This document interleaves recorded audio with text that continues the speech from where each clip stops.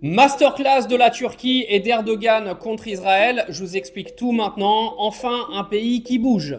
Alors Erdogan a pris des décisions claires contre Israël et ça fait du bien de voir aujourd'hui une personnalité politique qui commence à prendre des décisions économiques contre Israël.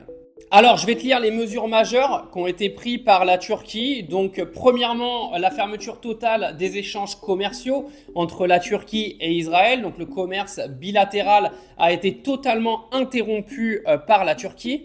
Deuxième décision très importante, la fermeture des ports turcs aux navires israéliens. Donc Israël n'est plus autorisé à utiliser les ports turcs alors qu'Israël, lui, a également fermé ses ports aux navires turcs.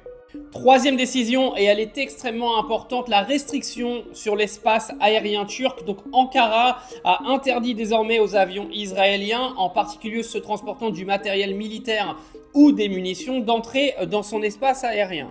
Il y a également des mesures informelles qui ont été accentuées. Donc les autorités portuaires turques exigent désormais des déclarations issues des armateurs attestant que les navires ne sont pas liés à Israël et ne transportent pas de cargaisons dangereuses destinées à Israël. Et la Turquie part dans un engagement humanitaire majeur à Gaza. Donc la Turquie a obtenu l'aval présidentiel pour réaliser des largages aériens d'aide humanitaire dans la bande de Gaza dès que la Jordanie donnera son feu vert. Alors pourquoi la Turquie en arrive à un tel point? Avant que je vous le lise, on va lire la déclaration de Pumba, alias Meyer Habib, qui insulte Erdogan naturellement. La Turquie est un grand pays avec une immense histoire et là Erdogan est un islamiste pur et dur. Il a depuis longtemps choisi le camp du Hamas. L'islamisme n'est pas compatible avec nos valeurs, point.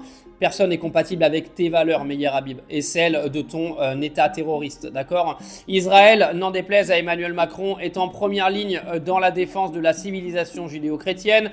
Soit l'Europe se ressaisit immédiatement, soit ce sera trop tard, blablabla. Les islamistes ont pris le pouvoir en Turquie. Enfin, toutes les conneries de Meyer Habib, naturellement, comme d'habitude. De toute façon, il déblatère que de la merde, il sait rien dire d'autre. Alors venons-en au pourquoi du comment. Donc les condamnations de frappes israéliennes contre un hôpital à Gaza. Donc pour ceux qui n'avaient pas suivi, le 25 août, il y a eu un hôpital qui a été attaqué par Israël, tuant encore 5 journalistes et faisant énormément de dégâts civils.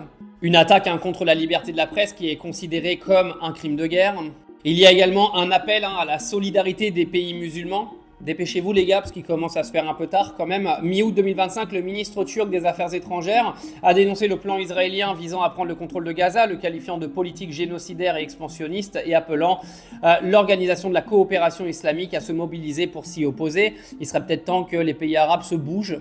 En clair, la Turquie a mis en place un pack de sanctions contre Israël qui est de très bonne facture. Et croyez-moi que si tous les pays arabes s'y mettent, et même les pays de l'Europe, qui sont clairement aujourd'hui normalement des faiseurs moraux d'un anti-génocide, normalement ils devraient tous fourrer des sanctions à Israël. Et ça devrait clairement les impacter, non ?